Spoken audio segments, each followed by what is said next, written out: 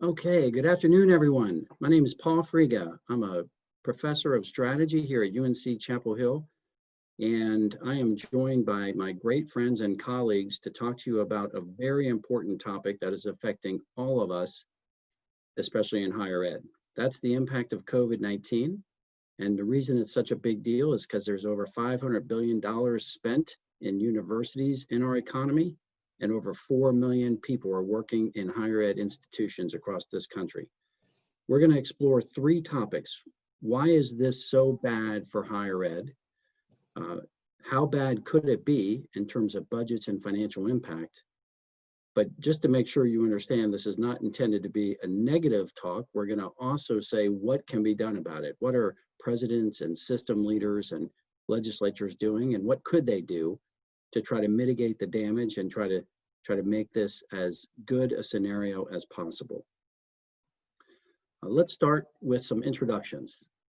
I don't know if your screens are exactly the same as mine, but I'm going to start with Lynn Pasquarella. She is the president of the AAC&U, Association of American Colleges and Universities.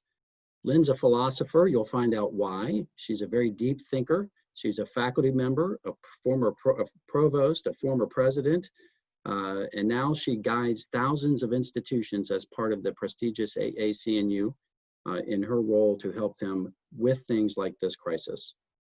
I had the privilege of working on 2 surveys with Lynn, of surveys of her presidents in the AAC&U, as well as a previous webinar for the Chronicle of Higher Ed. Rick Staisloff is the founder and senior partner of RPK Group. He's one of the foremost thinkers on higher ed over the past decade. He's a former CFO of several academic institutions and also state commissions. And now he leads a very innovative higher ed consulting firm that is focused on improving colleges and universities all across the country. And then last but not least is my good friend Scott Carlson from the Chronicle of Higher Ed, senior writer and one of the best and most creative writers that they have.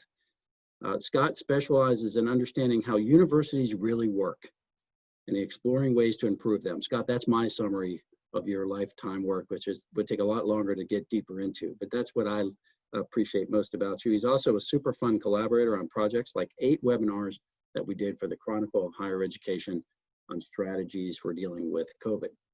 Well, welcome to all 3 of you, and a special thanks to the Kenan Institute for sponsoring this session, which we hope will have some impact. It's being recorded.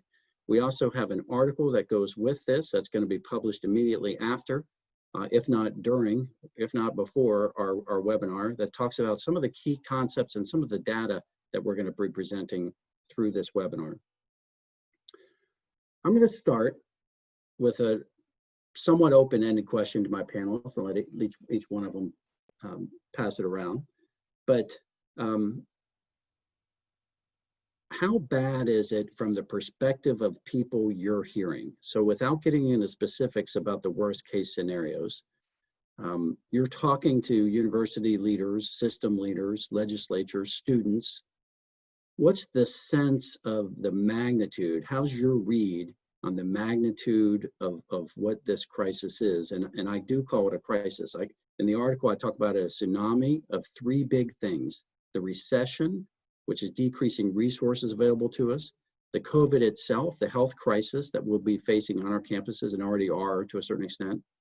And the third element has to do with the racial tension and racial probably demonstrations and looking for universities to play a role in trying to settle some of that and helping to that national dialogue. It's just a crazy time. I'll start with Lynn. Lynn, what's the sentiment? This is an unprecedented challenge facing higher education. Certainly the COVID-19 pandemic unveiled the food and shelter insecurities for so many of our students across the country, but also the expansiveness of the digital divide and the fact that so many of our students don't have access to high-speed internet, to computers, to the resources necessary to continue their education. We're already dealing with a prevailing national rhetoric that has called into question the value of higher education and liberal education in particular. There's a push toward funding institutions based on how many of the college graduates are employable, so it's tuition in exchange for jobs. And so this is the backdrop with which college leaders are having to make decisions about whether to return to campuses on fall, to do online or remote instruction at a time when it's further complicated by the directive from ICE and the president saying that international students couldn't study on campuses if the curriculum were offered solely online. Now, they've retracted that, but that still leaves incoming first-year international students unable to study on campuses under those circumstances. And then we have the politics involved, where we have red states that are saying, where governors and legislators are saying, you need to open up. And so despite the best efforts of college leaders to ensure the safety of faculty, staff, and students, they may be, for political reasons, having their hands forced at a time when we know that COVID-19 has a disparately negative impact on communities of color, and calls for racial and social justice need to be woven into the decision-making process about whether we return to campuses in the fall, recognizing that not everyone is going to bear equal burden of the decisions made in these circumstances. You know, quick follow-up on that. I know our survey that we did of presidents, people may not be familiar, but the AAC&U has a wide range of universities, including community colleges, including HBCU and smaller private and larger publics. It's an amazing diverse group. So you hear from all of them. One of the folks on our, and by the way, share Q&A anytime. We'll try to work it in because we want this to be addressed to your needs. But somebody asked about, you know, HBCU, MSI, CC, the unfair impact. It sounds, what I recall from our data, that those universities were really worried about the financial impacts, and they were worried about closing, and that because they're much more tuition dependent, enrollment dependent, and their students many times rely on the university as a safety net. Do you feel that this is going to have a disproportionate effect through the higher ed systems? Absolutely. Community colleges that serve the most underserved students, HBCUs, Hispanic serving institutions, Native American institutions, will suffer more from this. It's going to be a situation, I fear, of haves and have-nots. So when you look at institutions that are reporting that they're spending $5 million on preparing to test students when they return in the fall, well, not every institution has those resources. And now if we look at the studies coming out from Yale and Harvard that were showcased in the press today, saying that students should be tested every 2 days, the HBCUs are struggling to provide access to their students in responding to financial aid needs as a result of the fact that 1 in 5 students have said that their financial situations are dramatically disrupted as a result of COVID-19, and they might not be able to continue to attend their colleges and might have to switch to less expensive or more local institutions. And so all of this will have an impact on those that are already the most underserved and under-resourced. You know, Scott, I'm going to kick this over to you now, because your Chronicle, which has carried some amazingly important pieces on these topics, just had several articles today. Ironically, UNC seemed to be the theme, but there was an article about UNC Pembroke, which, to Lynn's point, serves African-American students, serves American Indian students, and doesn't have the resources to do the kind of testing that you know, others have, you know, are going to be able to do. Their community is very worried about opening. They're also part of a system that makes the decision. They don't themselves. What's your take? I mean, this seems to be one of, you've got such a wide range of articles on it. What do you think is the sentiment in terms of the leaders of these institutions about this crisis? Well, I mean, I think it's everything that Lynn said in terms of the pressures to open, political pressures to open, financial pressures to open, and then the concern about that, you know, knowing that that this is a situation that can be upended by the worst actors in your community. So I just got back from a long road trip where I visited a number of campuses and talked to some people in the Midwest. You know, when I went back to Minnesota for a vacation, and I sort of hit a bunch of college towns on the way home. And what you find is that the inability to test is not just limited to, certain kinds of institutions. For example, I was at a small college in Western Illinois, and they draw 50% of their students. 50% of their students participate in Division III athletics, and that represents a huge recruitment component for them, also a retention component. And the fact is that in that conference with that school, they ended up having to cancel all of their athletics because it's a small school in a small town. They don't have the infrastructure either at the school or in the nearby town. They don't have a hospital or clinic in that nearby town in Western Illinois to be able to provide regular testing for all the athletes that would be playing or practicing. And so that's a huge hit for them. At the same time, I think you might have seen the story that I did from Ames, Iowa, which also has a prominent sports team, that being the Iowa State Cyclones. So sports important there too, but Ames has, extensive infrastructure in terms of hospitals in the region. It also has a veterinary school where they're going to be handling up to 2,000 tests a day. Now, the weakness there is that it's a population crush. In the next few weeks here, they're going to bring in 30,000 people potentially to Ames, Iowa from outside. So that in and of itself is a bit of a difficult situation and difficult to control if you travel through the local campus town area that's close to the college there. But following that line of thought, Scott, that with those people comes the likelihood of bringing the COVID virus with them, depending upon what hotspot they're coming from. If they are from a hotspot, there could be an average of 5% of the returning students who might have COVID just to start things off. And so testing them and dealing with them becomes a huge issue. And you mentioned the financial issues and the sports.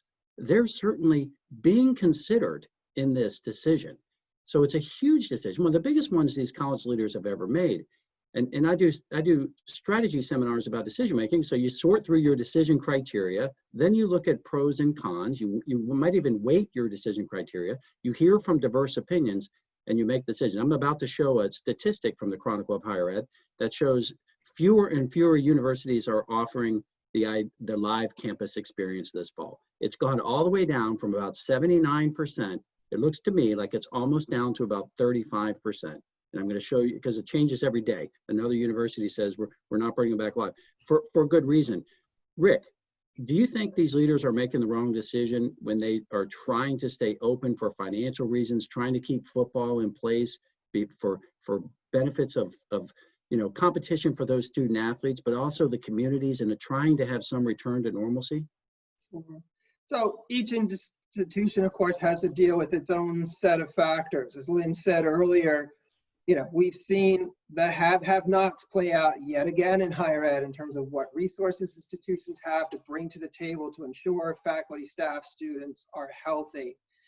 I think when I think about weighing the options, Paul, I think there's been too much conversation on the revenue side of the equation. That is, how might we open in a safe way to let us keep what we do the way we're doing going? And institutions probably have not pushed hard enough on how we might make adjustments on the cost side of the equation. So we could have made an earlier decision potentially around remote learning going into the fall semester.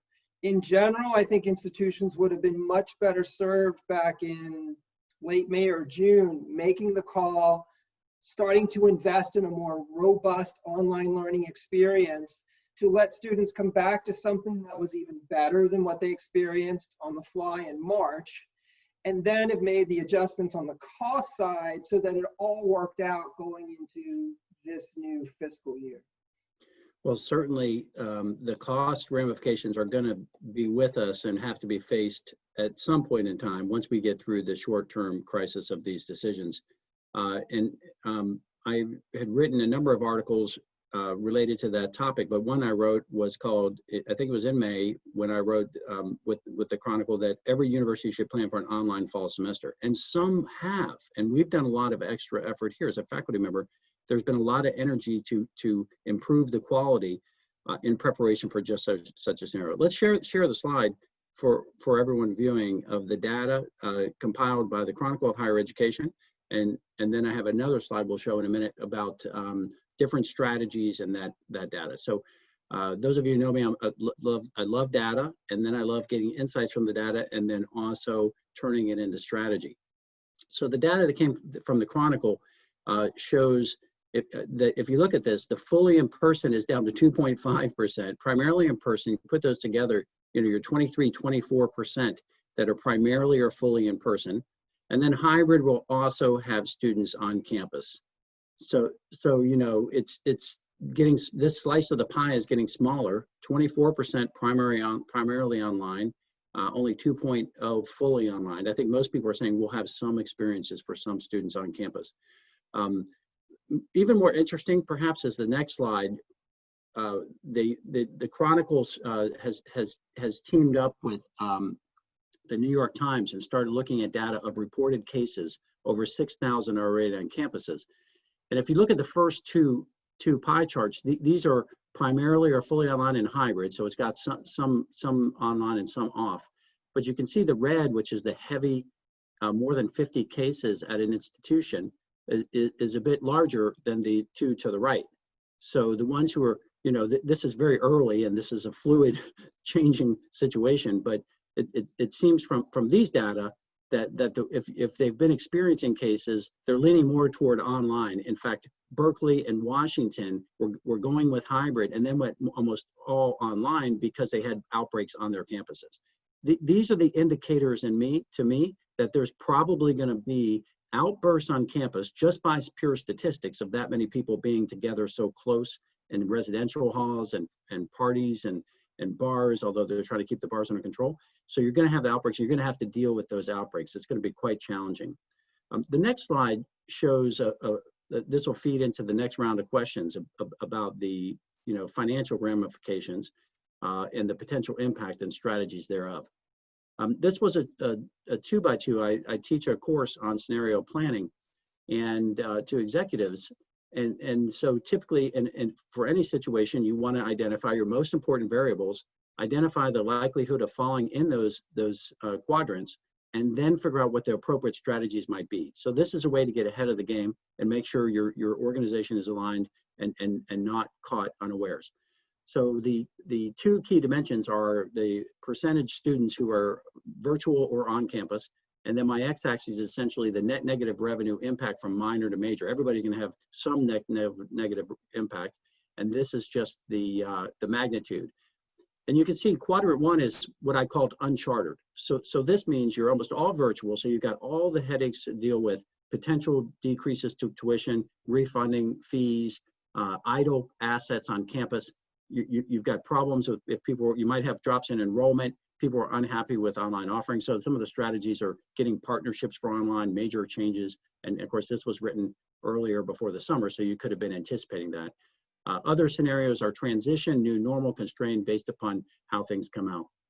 So I'm going to kick it back to you for questions, but one more slide shows the magnitude of the potential impact that leaders are facing as they start thinking about what kind of impact. And this is unheard of. I formed a consortium of universities called ABAC Insights that shares administrative labor data to try to get a better control to Rick's point about understanding your costs and decreasing your cost structure on the administrative side, now moving into academics as well. But this consortium is now up to 50 universities. They've been paying attention to cost reduction, especially public institutions when they've been cut in the past, but never hits like this. I mean, like trying to get 5% cut might be unusual because they would just add more tuition or try to get more state subsidies. So looking at these numbers, and to me, I think these are conservative, but these are estimates from the presidents of the AAC&U in terms of what expected impact this will have over the next year. And so you can see that the majority think it's between 10 and 15%. A few think it could be over 25%. So let's hope it doesn't get that bad, but if it does, it's going to be major. You can take the slide away now. The UNC System has asked every university leader to do a scenario of a 25% cut and a 50% cut. Now, there's some discussion of that might have been intended to be enrollment cuts, but either way, it's still a good exercise to go through. What would you do? Where would the money come from? So Lynn, a reaction to this magnitude of cuts, you've been a president, you've been a provost, did you ever have to have a budget like this? You've even, I think if I'm mistaken, you might have been a provost through the last recession. Yes. And of course, we looked at ways to be more fiscally responsible and to support student success throughout. But this really is unprecedented. And it does have the potential to be disastrous. So much of the revenue, so many institutions, is based on tuition, room, and board. Some institutions are decreasing their tuition. If you don't have students who are living on campus, then that's a huge cut to revenue. At the same time, because institutions have been trying to deal with the crisis, they haven't been involved in long-term strategic planning on how we could take advantage of this moment as an opportunity to restructure that outmoded higher education delivery system in the ways that we assess students. And that's what needs to be happening right now. And so, I just look at what's happened with Major League Baseball and the reopening, and now looking at the fact that it's probably going to be shut down again. And I think that this is likely to unfold on college campuses, many of which are bringing first and second year students onto campus for the first semester, and then junior and senior upper class students for the second semester, and how that just might not be possible depending on the exigencies of what's happening in the world right now. Scott, you and I did a webinar on collegiate athletics, and no doubt that there's a huge financial impact. I think if UNC on their budget of $100 to $110 million athletic budget would lose 40 or 50 million if football were not to take place. So for the major programs, right, this is a subset of these thousands of universities.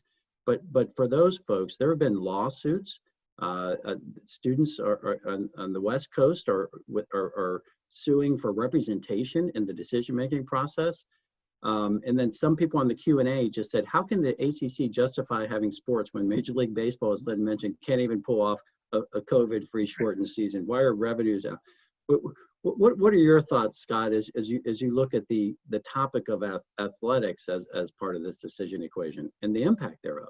Well, one of the interesting things that I came across in two of the places that I was, and once again, one was Ames and the Cyclones fans there. I mean, the extent to which people in Iowa are crazy about college sports because they don't have any professional sports near them, but the extent to which that drives the economy in the city of Ames is huge. And you could see, people talking to me in the city about how, we really rely on the business that comes through when Iowans come here to watch a Cyclones game. That's a big deal. The other thing that I thought was interesting with regard to sports and enrollment and finances was that, a number of these, at the small college I visited, that was Monmouth College in Western Illinois, they canceled all of their sports for the rest of the year. So that includes football, cross country, and a number of other things. Now, some of these sports could be played, safely. I mean, you could hold a cross country meet and probably do it fairly safely. It's a low risk sport. But one of the things that the leaders from that institution were facing was the fact of saying, we're going to have to say no to 120 football players on our campus, but then again, we can't say yes to 15 cross-country players on our team. It just doesn't seem fair. So they're ended up having to say no to everything, and in the process, what they're having to do is having to shift the students' expectations, shift their focus away from, hey, look, you're not going to play your sport. We'll still find ways to train you, and we'll still have events. Watch a football movie out on the field, for example. We'll still have events that encourage the kind of bonding between you on the team, so that maybe next year we'll have a group together and we'll have a sort of a team feel. But having to shift the expectations of the students, I think, has been pretty hard for places like this. Hey, Rick, you've been a CFO. You work with CFOs. I know we work together with some CFOs and provosts. are they getting that this could be a true 15% cut in their budgets? I see articles, Kansas was in the news, 120 million, others even bigger. Michigan, it was $1 billion. Are they serious about those kinds of numbers and cuts to their budgets? And are they getting it? Yeah, I don't think that's really caught up yet in higher education. I think we're still sort of on the cusp of this, maybe sort of kind of, it could be okay-ish, or it'll be a bump in the road a little bit. I just don't think that we've fully confronted the reality, Paul, of this. And therefore, I don't know that we've taken full opportunity of this potentially being a transformative moment, which I think both Lynn and Scott are speaking to. Now, that's difficult, right? I mean, Lord knows all the leadership on all of our campuses are working, night and day to help to protect life, health, safety, and create a good learning environment. But that's not quite the same thing as saying, maybe I shouldn't be trying to prop up what we always did. How do I start to pivot us towards a new shared future vision? And I just don't think we're there yet. And some of that's just human experience. As the pain gets felt more and more, it'll force some institutions to go there that may not want to. With good leadership will help to show people the way and how they might get there. So short answer, Paul, is I don't think higher ed's quite caught up to the potential order of magnitude here. And let me put you on the spot. How bad do you think it will be? Which of those columns do you think it'll be a 5% hit, 10, 20, 25 or more, knowing that it's going to vary by institution, of course? Yeah, by institution, by sector. I think preparing for a 25% cuts is not unrealistic in the current environment. And I say that for a number of reasons. One, on the public side, look, if you're a governor, if you're a legislature, you've got to protect K-12. That's usually constitutionally mandated. You're going to protect public safety. You've got to protect health. By the time you get to higher ed, there's just not a check that you can write anymore. Plus, we all know how that works, that there's an alternative revenue source, however imperfect it might be, through tuition and fees. And so I think higher ed is going to be at the end of the line when you start to think about public distribution. I don't anticipate at either the state or the federal side we're really going to see significant bailout funds over and above what's being talked about. Certainly not sufficient, right, to offset the holes that are going to be created. And so I think solutions on the revenue side of the equation just aren't going to be there. And in higher ed, we are going to have to get ready for cuts driving towards 25%. Well, that's part of why we're having this conversation, to surface this topic, to make people start preparing and thinking about where those would happen. But you brought up a good point, and also Dan Gerlach, another is in our audience, shared that a former state budget officer, a former university leader for a short time, the plan for colleges and universities seemed to be prefer to be bailed out by the federal government. Lynn, I'm going to ask you, I know I wrote another article for the Chronicle that said, here's how Congress can save higher ed. And I put forward a plan for $81 billion. All they've approved thus far is $14 billion, of which about half went to students, which was great. And the other half helped with spring expenses of closing. There's currently numbers all the way up to $70 billion, and you might be privy to more of this through some of your association work and also Ted Mitchell's work. To try to lobby the government. But a lot of that is for the cost to try to prepare the campuses to safely open versus making, as I wrote about in an article, strategic investments to change how we do business, to lower our cost structure, to offer new products, to go more online in a quality way. Do you think federal government is going to step up to support? I hope so, but I'm not overly optimistic. As I've said, there's been a disinvestment in public higher education over the past few decades. Higher education is no longer viewed as a public good, but rather as a private commodity. And as long as that's the case, then there'll always be other priorities. I think, Scott made a point about athletics.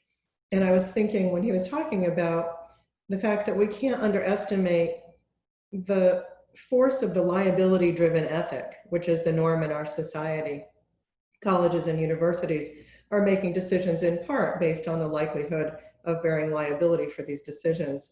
Ted Mitchell and ACE, in addition to fighting for more funding under the CARES Act, is also seeking protection from liability from lawsuits that are lodged against higher education by parents who are claiming that they're not getting their money's worth if their child is now at home when they were looking forward to an empty nest, and they're paying huge amounts of tuition for an experience that we have said over and over again is dependent upon the students being on campus. Especially for residential liberal arts colleges, where we say that face-to-face instruction, it has more value than online learning. And so we need to reshape that narrative if we expect people to pay the same amount or a slightly lesser amount for online education. At the same time, we need to invest in the professional development of faculty, many of whom have not taught online courses or remote learning. And we need to train them how to assess students differently, especially as we look at the equity issues, the issues of welcoming and belonging that are going to be paramount in the fall as a result of the intersection between COVID-19 and the Black Lives Matters movement, particularly around anti-Black racism in our society. Well, one of the panelists mentioned this issue of liability. I'll put it as an open question to any of you because I'm certainly not qualified to answer. It's actually a reporter that let's get that question again. Was asking, and I know I saw a couple articles, Scott, and again about sports waivers. So you know, having students, parents, athletes sign waivers is that going to work, or is it going to require federal action? And you don't have to answer if it's out of your wheelhouse. It is out of my wheelhouse. Although I think the Chronicle did some stories about waivers and liabilities related to a lot of this, and a lot of the waivers that are being thrown about would not be effective according to the experts that we talked to.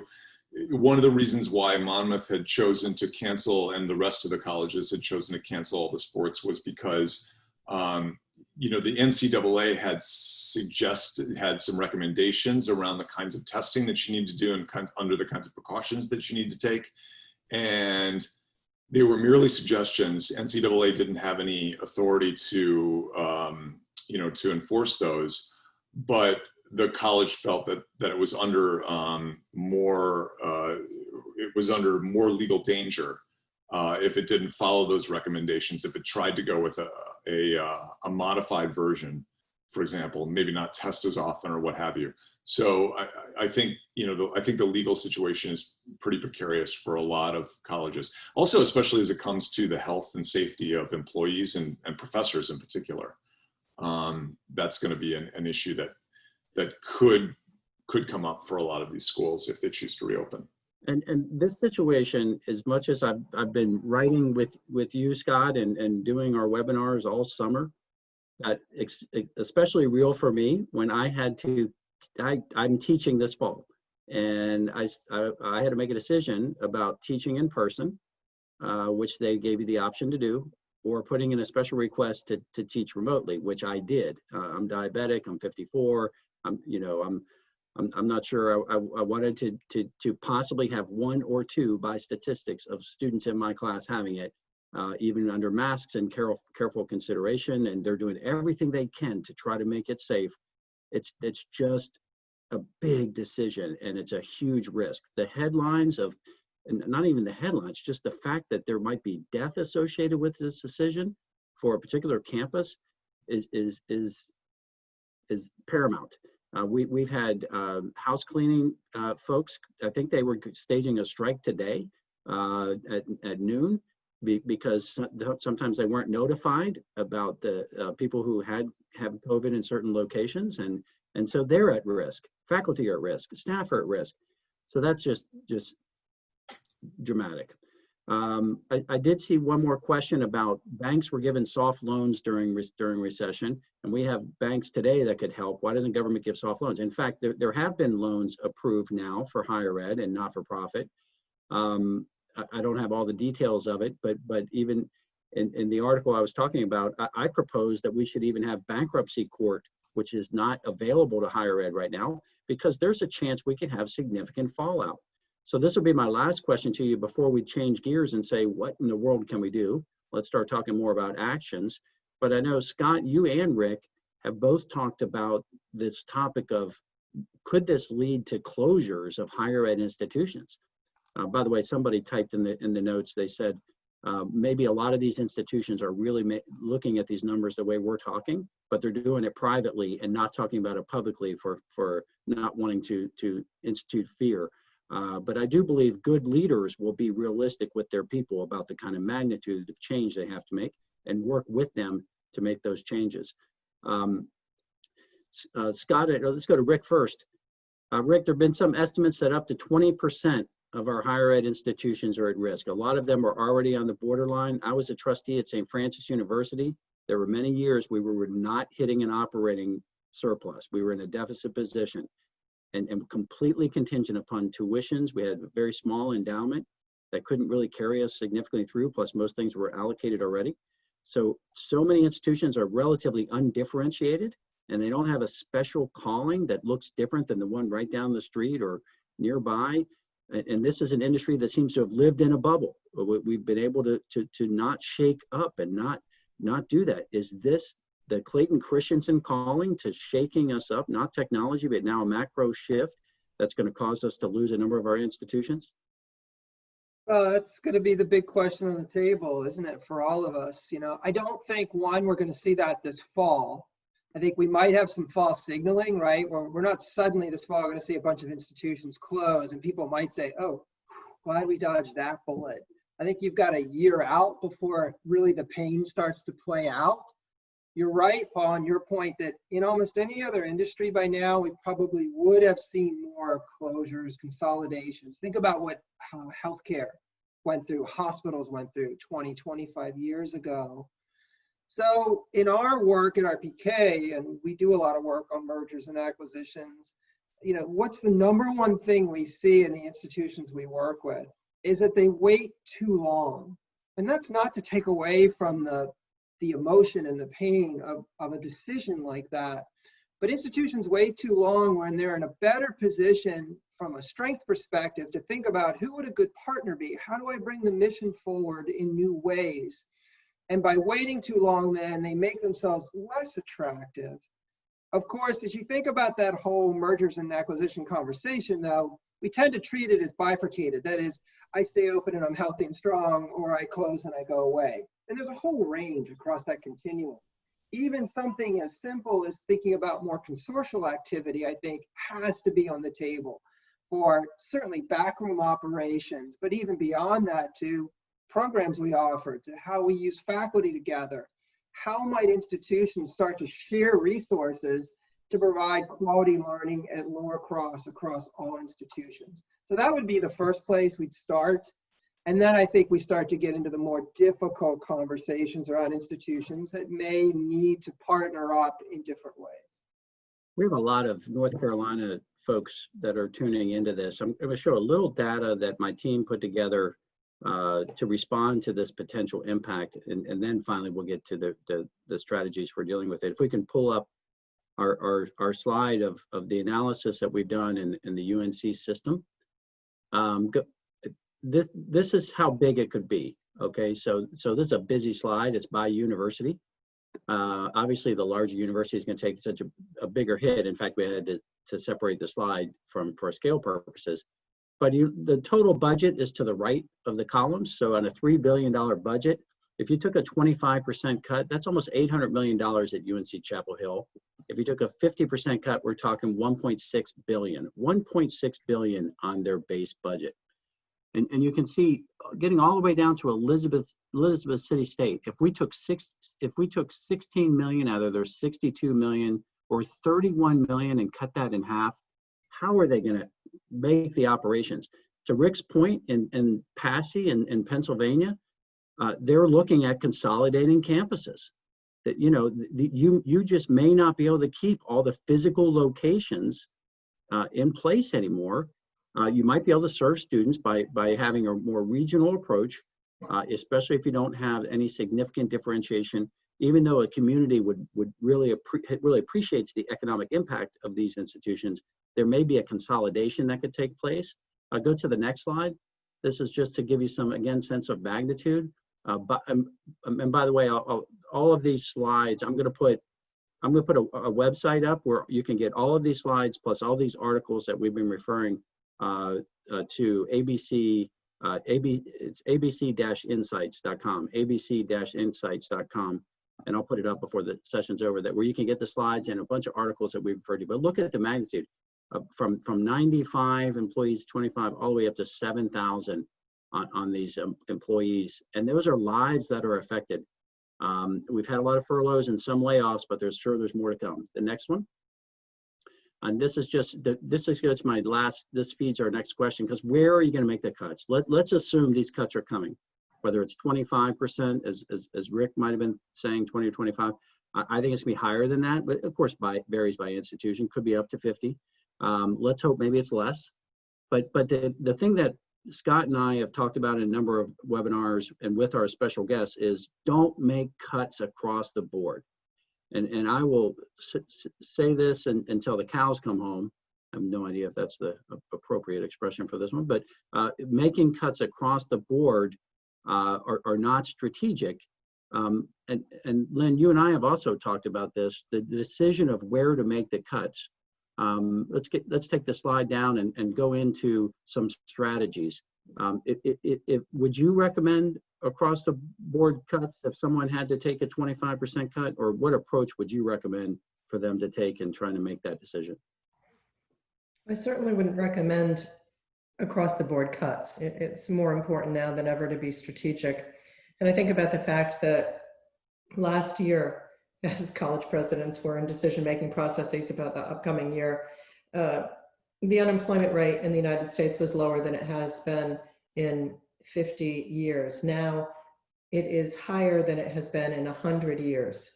And while colleges and universities traditionally do better during recessions, there will be pressure on students to become employable quickly. And the very structures of higher education mitigate against what the public is looking for right now.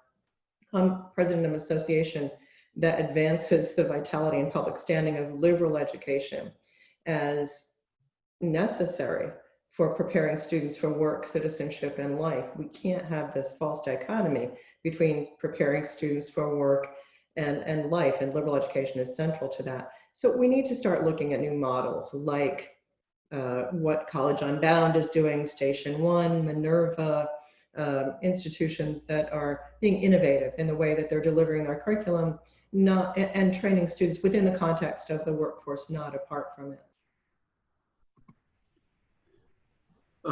Scott, where do you start for change? And then I know Rick specializes in this, so I'm going to end with him. But if you were talking to presidents and we said, all right, you've got to make change this fall, but also this year, what thoughts would you give?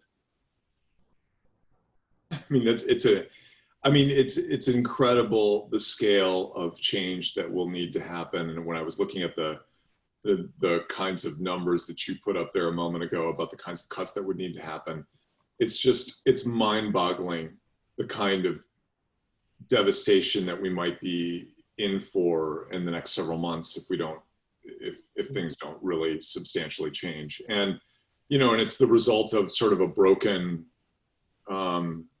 it's a broken higher education system at some level, but more than that, it's kind of a broken society.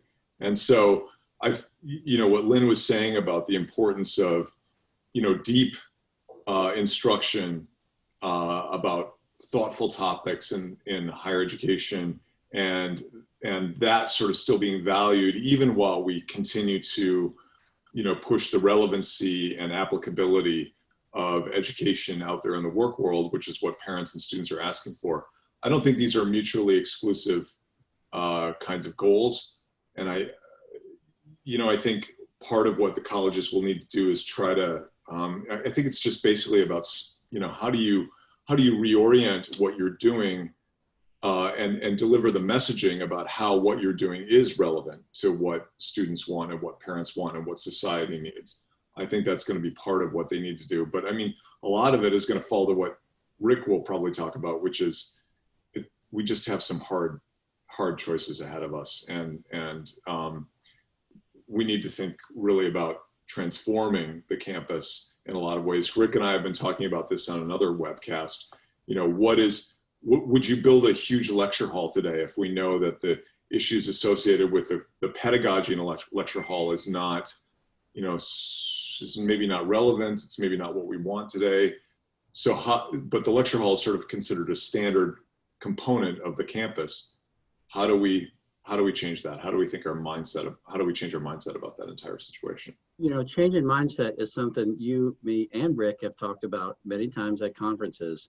I know I didn't prep you for this one, but you've done it to me on other webinars. So why do you think they've been so slow to change? Because, you know, we've been talking about that at conferences. We've been presenting this. My whole ABC Insights is about changing the way you do things to be more efficient and effective. Why haven't we changed even before? Why did it take such a big crisis to make us get serious about change? Well, you're right. I mean, in many cases, you would think like, wait, you're bailing him out. That was to Scott, but you can bail him out. Oh, go ahead, Scott. In many cases, you think Scott would have a great answer to this question. I was like, Rick's going to answer this one.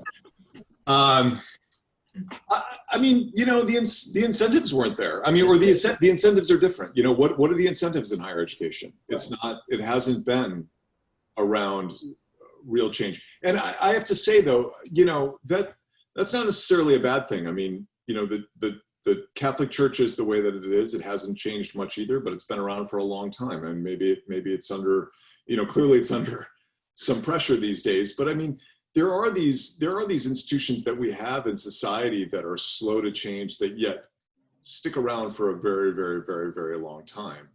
And, you know, higher education is one of them. The incentives are structured to produce the higher education that we have. We can change those incentives. I think people are afraid to change the incentives because they're afraid that some of the pleasures or the benefits of working in higher ed or being in higher ed will go away. It doesn't have to be that way. We can design it however we want to design it, but we should design it with sustainability in mind. For sure. And the student in mind, because, you know, Arizona State University has just gone head on as a wonderful example for breaking the traditional rules and instead of judging themselves by students they exclude, which is the norm, they judge themselves by students they include, and they've grown to over 140,000 students under a very aggressive, let's serve more students and have them be successful, keeping that at their core. And so what I would say to that, though, is that I think we should keep in mind that in higher education, we don't need to always look at the Arizona State Universities or the Purdue's or the, you know, there are ways to transform, you know, an institution without having to look to a Southern New Hampshire, for example, and say, well, we need to do more of that. That's right. Yeah, there is a isomorphism in higher ed where people think you have to copy or look just like them. I know you appreciate individualized strategies and differentiation just as much as I do. Rick, someone on the line talked about tapping into universities' endowment funds. There's a few, I think you mentioned again, the haves and have-nots who can use that for the rainy day. I think I wrote in the article that's coming with this that states might have to hit their rainy day because this is as rainy as it gets. Give me some highlights, Rick. You've got the floor now. You've got all kinds of universities you work with. What would be the change management strategy? What are you going to do to cut these costs but keep your long-term vision in mind? Sure. You know, I go back to, I thought it was some good framing that Lynn put on the table about public goods model. Hey, educated citizenry is good. Let's invest as a society. Private goods model. Hey, invest in yourself. It'll help you in the long term. And I think we are coming face to face now with this mismatch between a higher ed that is built around a public goods model, the way it operates, but we live in a private goods world. And we're going to have to reconcile those two things. And Scott's right. Well, we could design for one or the other from a public policy perspective, but the reality is we live in that private goods world. So therefore, as an institution, what do? I think it's a both and, Paul, in that we have to, as leaders, start pointing towards a new shared future vision. This is what our institution could go become 3 years from now, 5 years from now. And these are some things that are actually getting traction from a pedagogy perspective, from an offerings perspective. But to get there, we're going to have to optimize around the current model. How do we offer quality education today for less? And there's good strategies for that, but it will mean some hard choices. When you think about the fact that in this country, the average section, a third of the seats are empty. So what does that mean in terms of, we're smart people, we could optimize in terms of what are we offering to students, how, in order to reduce that cost. On the average campus, about 60% of students are in 12 or fewer programs, yet we offer 50, 80, 120 programs. Should all those other programs go away? No, but we probably could kind of skinny up what we're offering to whom, how, not just to make it about professional studies, so that again, we could reduce cost, take that, not just money, but people and time, and reinvest towards that new shared future vision. So I think that's the both end strategy. That's the invitation to transformation that we face today. Lynn, I'm going to go to you. The three buckets of strategies I put forward in an article that the Kenan Institute will be publishing, we'll also have on that website, plus supporting structures. At the university level, we're going to have to cut administrative expenses, restructure academics, as Rick was talking about, and even grow revenues. The cutting would be through furloughs and freezes, cutting salary of expensive administrators, coaches, and in some cases, using at a minimum to get through the crisis, show that you can take some sacrifices there. Use benchmark data to identify where your spending is higher than peers. That's the whole core of ABC Insights. Compare how else do you know that you need another FTE in IT? You need to get some good data for the decision making. Don't just do across the board cuts, but find out where you're higher or lower. In some cases, you might be under investing in critical areas. Increasing centralization. Why does every unit need to have such a high administrative structure?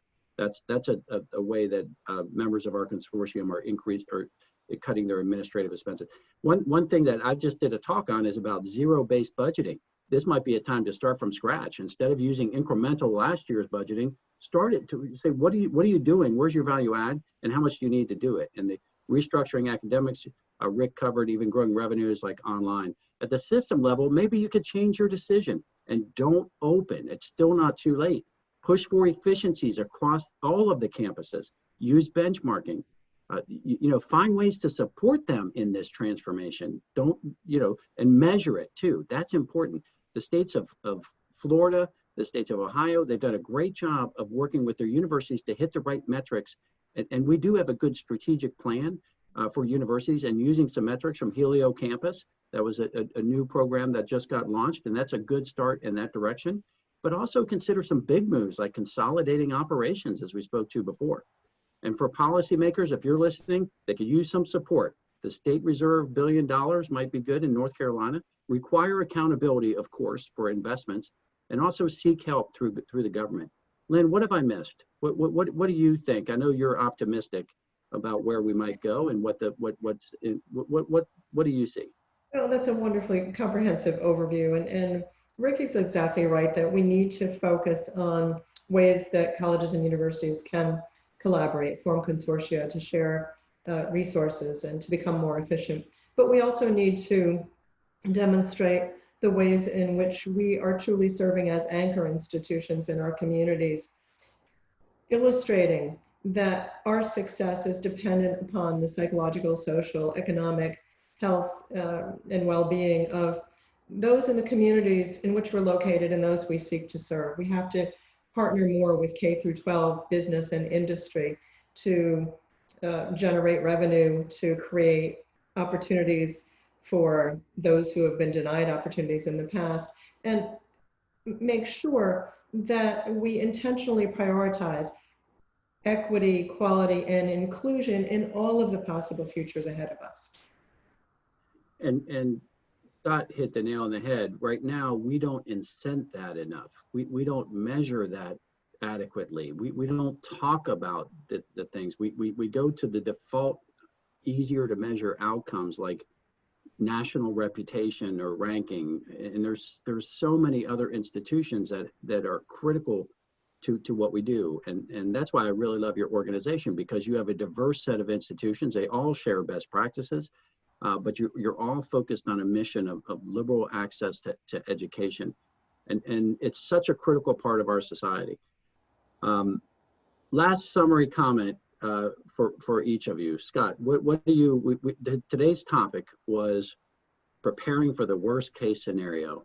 As you look back on what we talked about in our past conversations, your research, what last thought do you have for any university leaders who are listening, possibly policymakers? And you're on mute right now, so. I mean, I think one of the things we ought to think about is how this will affect the different kinds of institutions differently. You know, one of the places I visited was a community college, and they're thinking about this completely differently. When COVID hit, first thing they did was they called all of their students and said, are you going to be okay? Are you going to be able to continue? And, you know, they found out that some students didn't even have internet access. So, you know, there's a whole range of different kinds of experiences that are happening here, and a whole range of different kind of outcomes. That community college is also seeing an increase in enrollment, actually, because a number of students in their area are coming to that community college because the local high school is shut down. So, you know, there's a whole range of weird things that could happen in the next couple of months. It'll be kind of interesting to see how it plays out for different kinds of institutions, big state U's, small private colleges, regional community colleges, and regional universities. It'll be interesting. Well, and you know, this is, we did a webinar on this. This is the time to make some moves, even during a tough period. Just having a strategy to freeze everything and don't think about the long term and your repositioning is risky. The research of McKinsey and Company and others have said, if you make a move during this period, when things turn, you'll get a bigger uptick from that. And community colleges is a great example. As you know, my father was a president of a community college in Virginia, and it's a special part of my heart for their role in society. They are so important to have for a specific type of student, and also critical for the community. That they're a bonder, and they're way ahead of universities in terms of being linked with the community. I know that some of our strategic planning at UNC is about get closer to industry and be a partner with them to have the right curriculum. And, you know, we're like catching up to the obvious. Do we have the right product? Rick, what are your last thoughts?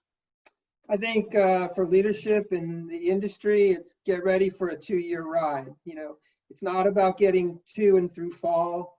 You've got 18 to 24 months in front of you now, and how do we best position ourselves to take advantage of a transformational moment? And you and I both share the appreciation of a good vision, a good strategy to really go to your core and say what's different and unique about us, and then re-examine the steps to deliver on that. Well, thank you all for a very engaging conversation. Thank you, audience members, for your questions. They were excellent.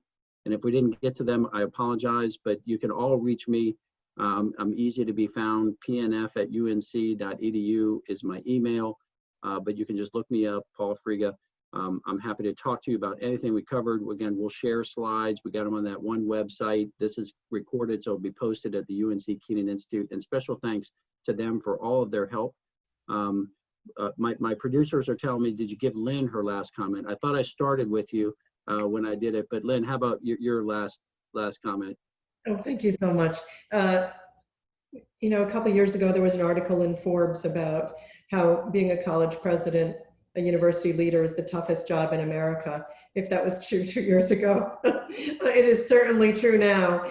And my advice would be, as we try to navigate these uncharted waters, that we be mindful of the importance of shared governance, which is easy to jettison in cases of crisis.